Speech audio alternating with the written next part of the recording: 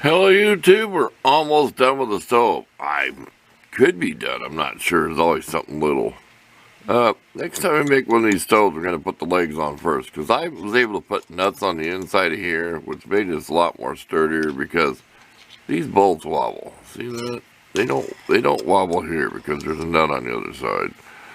Okay, what I did when I welded these nuts, this is thinner, this is thicker. I started welding back here, okay? And I got hotter and hotter, so the nut was already hot before I welded onto it. I think you know what I mean. I got this hot because it was thicker, and I used, for my reference, I used B. Wire speed 3, setting was on B. Most of this, like this welding 1/16 inch, I use A for spot welding. Here's my lever. You got a bolt going through with a nut holding it, super tight, and then this is double nutted. The door open and close. This was Sunday in the shop figuring this out. If you haven't seen it, I have a Sunday in the shop video just recently. This little piece is bolted on. I think you can see that back there. It's kind of bent at an angle. And it's really hard to see, but there's a slot in there. Can you see that? See how that rod moves? Because it was in a bind. That way it gave you some play up and down.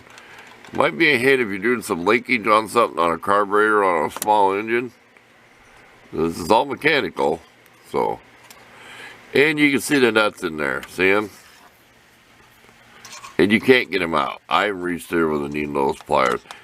It's not going to block the air that bad. Well, you can really see that one. But, yeah, next time I do that, I will do the legs first once the box them, because it would make it a lot nicer. I could put some Teflon tape on here. It's just going to burn out. There you go. Let's stand it up here. I did use some gun bluing on this and on the hinges. And this will probably get plenty hot enough to change color. But I wanted some of this stuff black to start with. You know, so over time it will be black, dark blue color from the heat. And I use them, you know, I take my 3M Scotch thing and make them little scrubby wheels. I did the whole bottom around the welds and stuff with that, to get all the burnt smoke and things from welding. Okay, we did our tray with gun bluing. Of course, you know we did our door, you've seen that. And it looks pretty good. This is blue because that's from a torch. So, excuse me. You've all seen the inside enough times. So there we go. We're ready for a test fire. We really are. I like to have my stove so but if it's leaning down at the back. I'd rather have the front jacked up a little bit and leaning forward. That way when you're looking at it,